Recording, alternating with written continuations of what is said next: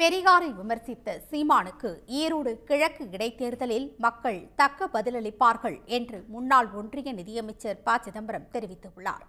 காரைக்குடியில் செய்தியாளர்களிடம் பேசிய அவர் ஆளுநரையும் விமர்சித்தார்.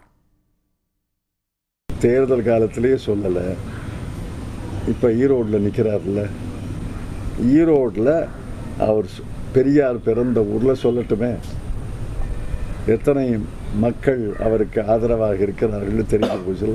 உச்சநீதிமன்றம் தீர்ப்பளித்திருக்கிறது. ஒரு வாரம் காலக்கெடு தந்திருக்கிறார்கள்.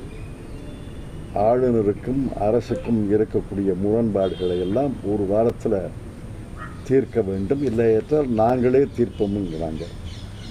இதற்கு பிறகாவது ஆளுநர் அவர்கள் அவருக்கு அரசியல் சாசனத்தில் என்ன விதிக்கப்பட்டதோ அந்த விதிகளின்படி, அந்த வரம்பின்படி நடந்து கொள்வார் என்று நம்புகிறேன். உடனுக்குடன் செய்திகளை தெரிந்து கொள்ள சன் நியூஸ் பெல் ஐகானை கிளிக் பண்ணுங்க.